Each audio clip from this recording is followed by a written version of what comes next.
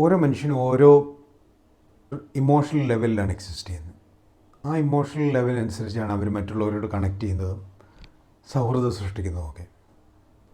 എന്നാൽ എന്താണ് ഒരു സ്ട്രോങ് ആയിട്ട് റിലേഷൻഷിപ്പ് സൃഷ്ടിക്കുന്നതിനുള്ളൊരു മാനദണ്ഡം? വർക്കിലാണേലും അതുപോലെ ജീവിതത്തിലാണേലും ഒക്കെ അങ്ങനൊരു സ്ട്രോങ് ആയിട്ടുള്ള റിലേഷൻഷിപ്പിനുള്ളൊരു ക്രൈറ്റീരിയ എന്താണ്? അങ്ങനെ നോക്കുകയാണെങ്കിൽ അതൊരു എത്തിക്കൽ സ്റ്റാൻഡിൽ നിന്നുണ്ടാകുന്ന റിലേഷൻഷിപ്പ് എന്ന് പറയേണ്ടി വരും. പല കാര്യങ്ങളുണ്ട്. ഇമോഷണൽ ഷെയറിങ്ങിൻ്റെ ആവശ്യത്തിനോ ഇമോഷണൽ നീഡിൽ അധിഷ്ഠിതമായിട്ടൊക്കെ റിലേഷൻഷിപ്പ് ഉണ്ടാകും. എന്നാൽ അതിൻ്റെയൊക്കെ ബേസിസ് ഒരു എത്തിക്കൽ സ്റ്റാൻഡിൽ നിന്നാണെങ്കിൽ മാത്രമേ അതിനൊരു നിലനിൽപ്പുള്ളൂ. ഈവൻ സ്നേഹം പോലും അതൊരു എത്തിക്കൽ വാല്യൂവിൽ നിന്ന്, ഒരു മനുഷ്യൻ്റെ ഉള്ളിലുള്ള ഒരു എത്തിക്കൽ വാല്യൂവിൽ നിന്നുണ്ടാവുകയാണെങ്കിൽ അത് നിലനിൽക്കും. അതാണ് അങ്ങനെയുള്ള റിലേഷൻഷിപ്പ് നിലനിൽക്കുന്നത്. അതിനൊക്കെയാണ് ആൾക്കാർ കമ്മിറ്റ്മെൻറ്റ്, സിൻസിയറിറ്റി എന്നൊക്കെ പറയുന്നത് ഈ ഒരു വാല്യൂവിനാണ്. ഇതാണൊരു എല്ലാത്തിനും ഉപരി, ഒരു റിലേഷൻഷിപ്പ് ഉണ്ടാകുന്ന എല്ലാ ചേരുവകൾക്കും ഉപരി ഒരാളിൽ നിലനിൽക്കുന്ന ഒരു കാര്യമാണ് ഒരു എത്തിക്കൽ സ്റ്റാൻഡ് പോയിൻറ്റ്, അല്ലെ മൊറയിൽ എന്നൊക്കെ പറയുന്നത്. ഇതിലല്ല എങ്കിൽ, ഇതിലധിഷ്ഠിതമല്ല, ജസ്റ്റ് ഒരു ഇമോഷണൽ സാച്ചുറേഷനിൽ മാത്രം അധിഷ്ഠിതമാണെങ്കിൽ ഇമോഷൻസ് ചേഞ്ച് ചെയ്യാം. കുറച്ച് നാൾ കഴിയുമ്പോൾ നമ്മൾ വേറൊരു വ്യക്തിയായി മാറാം.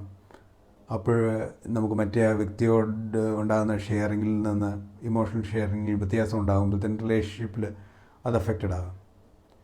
എന്നാൽ ഈ എത്തിക്കൽ വാല്യൂവിൽ അധിഷ്ഠിതമാണ് റിലേഷൻഷിപ്പെങ്കിൽ അവിടെ ഈ ചേഞ്ചുകളെല്ലാം മറികടക്കാൻ സാധിക്കും.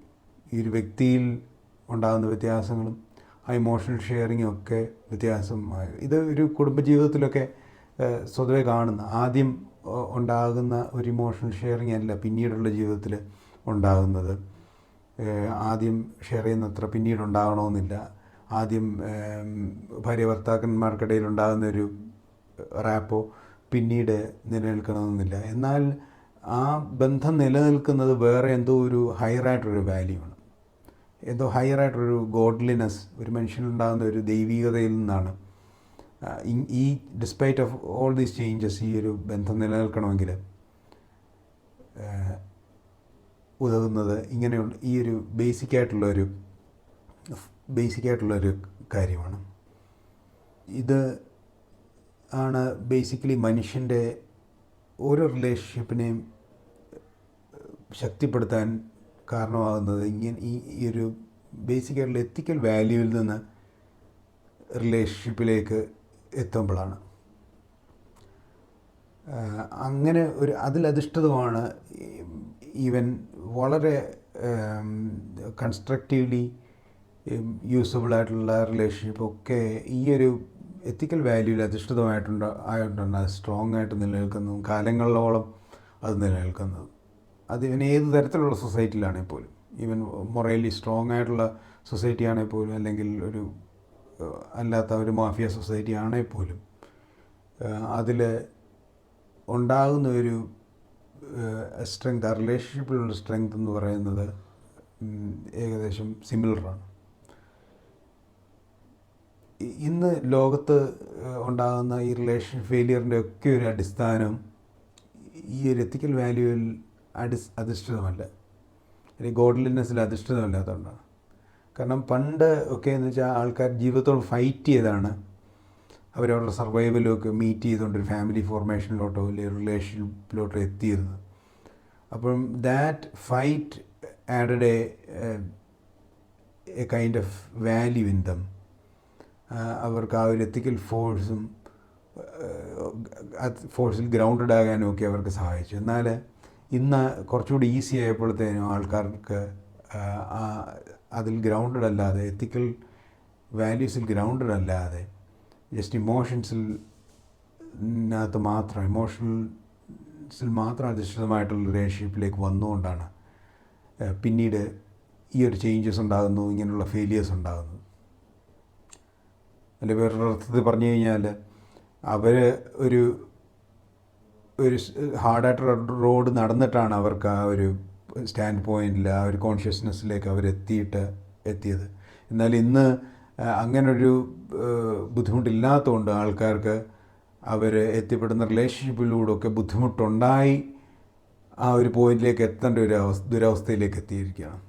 എന്തായിരുന്നാലും ഒരു എത്തിക്കൽ വാല്യൂവിൽ അധിഷ്ഠിതമായിട്ട് കാര്യങ്ങളെ ചെയ്യുകയാണെങ്കിൽ the value that it gives is much stronger. From a personal standpoint, I had actually a association with a person almost a year back, and when the emotions changed or the emotional feeling changed, ഈ ഒരു വ്യക്തിക്ക് could not withstand or could not connect with me anymore, though even I tried. I understood that ഇങ്ങനെ ഒരു ഇമോഷൻസിൽ change ഉണ്ടായി എങ്കിൽ പോലും അത് എന്നെ മറികടക്കാവുന്ന, കമ്മ്യൂണിക്കേഷൻ വഴി മറികടക്കാവുന്നുള്ളൊരു തോന്നലുണ്ടായിട്ട് പോലും അത് ചേഞ്ച് ചെയ്യാൻ പറ്റിയില്ല, അല്ലെങ്കിൽ അത് കണ്ടിന്യൂ ചെയ്യാൻ പറ്റിയില്ല. കാരണം എന്തെന്ന് വെച്ച് കഴിഞ്ഞാൽ അത് ഇമോഷൻസിൽ ഓറിയൻറ്റഡ് ആയിട്ടായിരുന്നു അതിൻ്റെ ഒരു ബിഗിനിങ് എന്ന് പറയുന്നത്. It's not a relationship, still അതിൻ്റെ ഒരു ഫ്രണ്ട്ഷിപ്പ് എന്ന് പറയുന്നത് ഇമോഷണൽ ഓറിയൻറ്റഡ് ആയിരുന്നു. It was not grounded in a ethical value.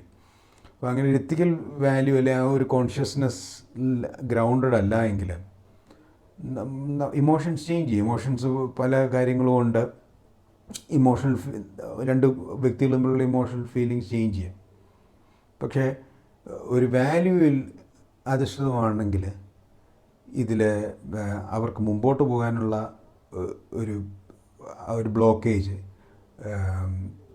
മറികടക്കാൻ സാധിക്കും.